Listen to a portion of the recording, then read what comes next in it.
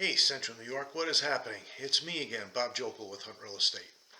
Well, it's that time again. It's time for the monthly housing market update. And the numbers for October 2025 were just released by the Greater Syracuse Association of Realtors. And there's maybe evidence of some things that are trending moving forward. We need to take a look, dig into those numbers to see what's going on. But before we get started, please like this video and subscribe to my YouTube channel so that you'll get all of the updates automatically when they come out. So let's take a look at the numbers and see what happened and what we think might be going on in the future. New listings for the month were up 3.5%, 446 new listings versus 431 new listings. Year to date, they're up 3.0%, 4,243 new listings versus 4,119 new listings. So not a heck of a lot when you look at over the entire year. We're looking at 10 months worth of activity, but nonetheless, listings have increased slightly. Now, where are those listings priced? Well, almost 50%, or 49.8% of the new listings were priced between $150,000 and $300,000. Let's take a look at pending sales. Now, pending sales are homes that went under contract in the last 30 to 45 days, maybe 60 days, and they're waiting to close. So this is kind of an indicator of buyer activity over the last 30 to 60 days. And pending sales for the month were down 22.5%, 272 pending sales versus 351 pending sales. Year to date, pending sales were up slightly, 0.4%, 3,392 pending sales versus 3,378 pending sales. And 51.7% of those pending sales were homes priced between $150,000 and $300,000. So why did we see such a drop on pending sales in October? Well, there could be a couple of reasons. Number one, there might be fewer homes that were priced in that sweet spot between $150,000 and $300,000. Another reason is that there's buyers out there that have been in the marketplace for months and months and months and just haven't been able to get that house because of multiple offers. They haven't been able to really get the house that they want, and they're tired and they're mentally exhausted, they're emotionally exhausted, and they need a rest and they need to take a breather. So that could be another reason. The economy could be a reason as well. This is not a political statement, but with the government shutdown, federal employees aren't getting paid, many of them. And so if they were in the market to buy a home, they're not, when they're not getting paid. So the government is supposed to get reopened soon, thank goodness. And hopefully those people will all get their back pay and they'll start getting paid again, and they can rejoin the market with the rest of the buyers. But all of those things combined, have an effect on consumer confidence, which can also slow things down. Closed sales, which are homes that actually changed hands, for the month were up 16.9%, 409 versus 350 units. Year to date, up 3.0%, 3,212 closed sales versus 3,119 closed sales. Days on the market until sale. Okay, how long a house is sitting on the market before they go under contract? Was up 23.1% for the month, 16 days versus 13 days. So it's only a difference of 3 days. It's really, from a raw number standpoint, not a lot. But this number has been creeping up slowly over the past couple of months.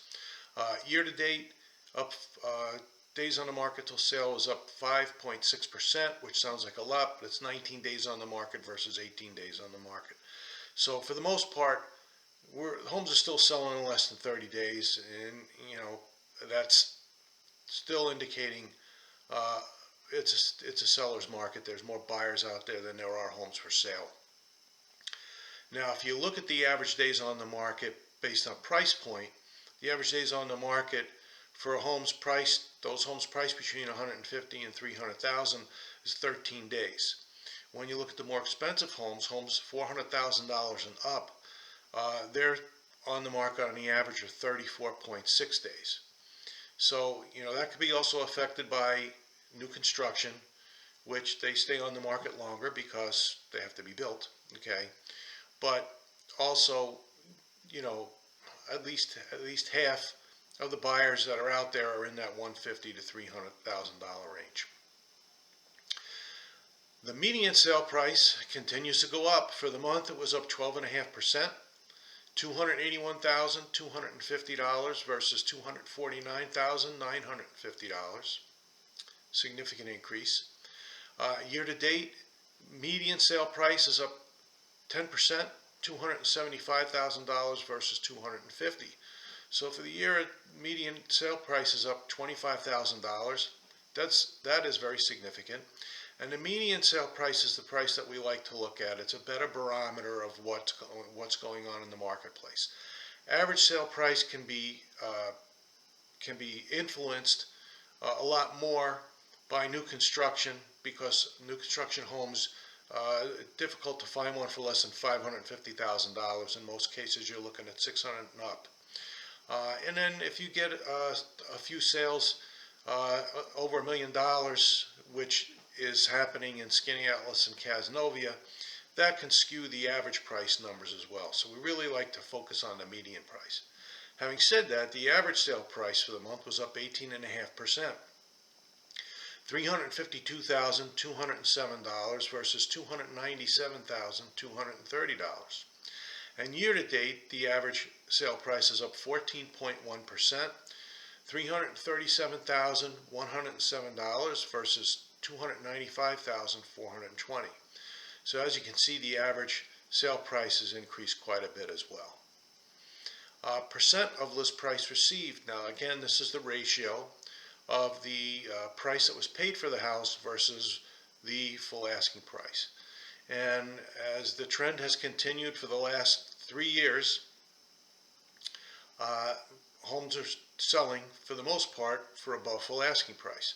For the month, the percent of list price received was down 1.3%, 103.9% versus 105.3%, and year to date down 1.4%, 104.4% of list price received versus 105.9%. So that number's been dropping slightly month after month for a while.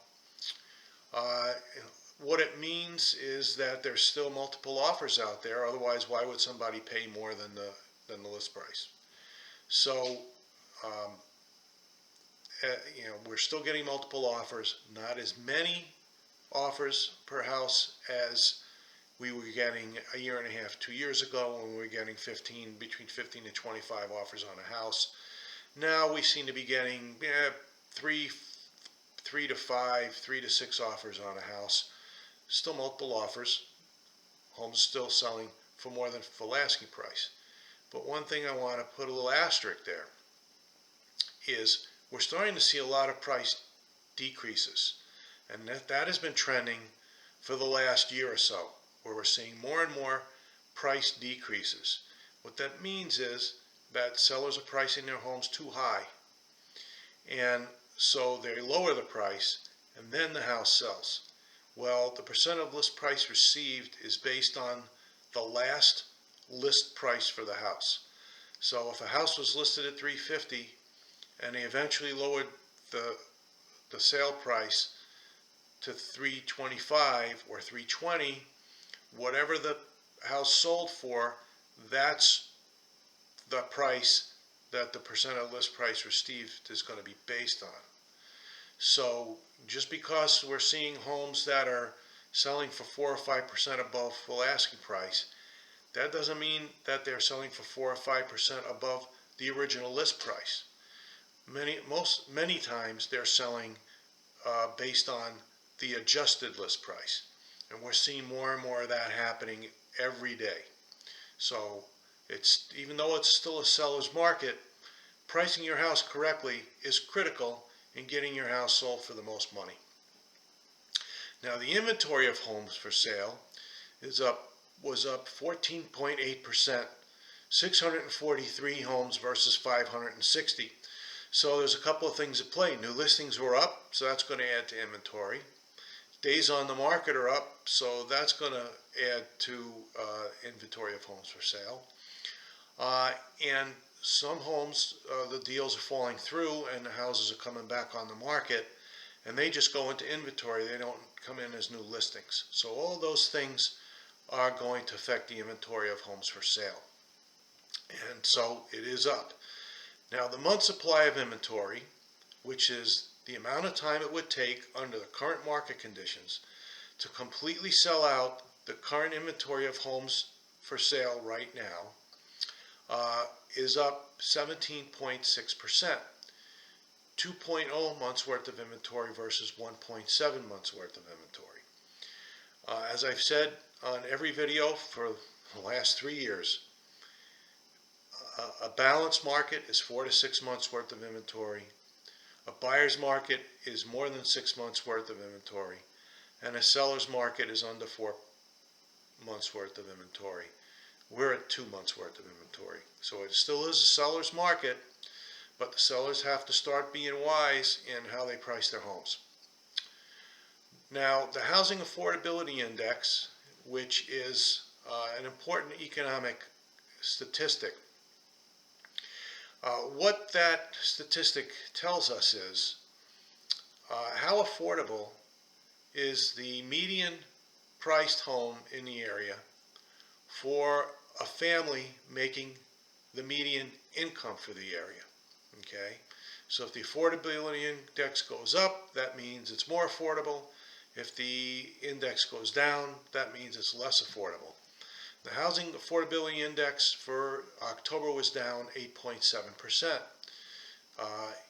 Now, year to date, the Housing Affordability Index is down 7.3%, which means that houses continue to be less affordable.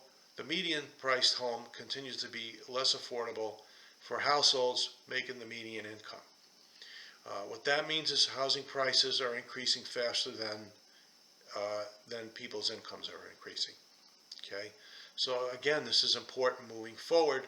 There's a lot of so-called experts in the business and economists that are predicting that the housing market's going to level off in 2026.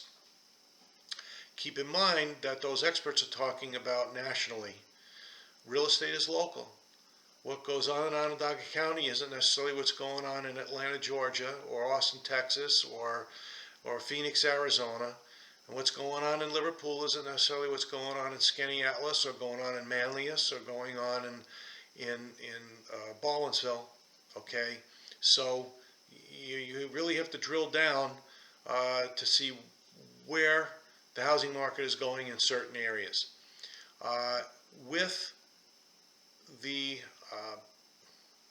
With Micron breaking ground in December this year, there's going to continue to be a lot of speculation. It is going to take 3 years to build the first plant, according to everything that's been published. So the Micron effect may not be felt as soon as a lot of people think it will be. That remains to be seen. But let's take a look at, when we're looking at housing prices, let's take a look at the cost per square foot. How much are homes selling per square foot right now? So for October 2025, the average was $194 per square foot. For October 2024, the average was $169 per square foot. For October 2023, the average was $154 a square foot. So you can see how much prices have gone up. And the way we started in January, we started at $169 per square foot. So homes are still getting more expensive. The market is not quite as active as it was, but it's still very active. It's still a seller's market. If you're thinking about buying or selling a home, you really need to hook up with an experienced agent, somebody who's going to be able to help you navigate through this changing market, Somebody's going to be honest with you if you're a seller and tell you what your house should be, where your house should be priced, so that you don't have to drop your prices, and you can get the most for your house. And if you're a buyer, someone who can help you navigate through the negotiation process in order to help you get that house, especially if you're a frustrated buyer and you've been out there trying to get one. So in either case, I would love to work with you. Feel free to reach out to me.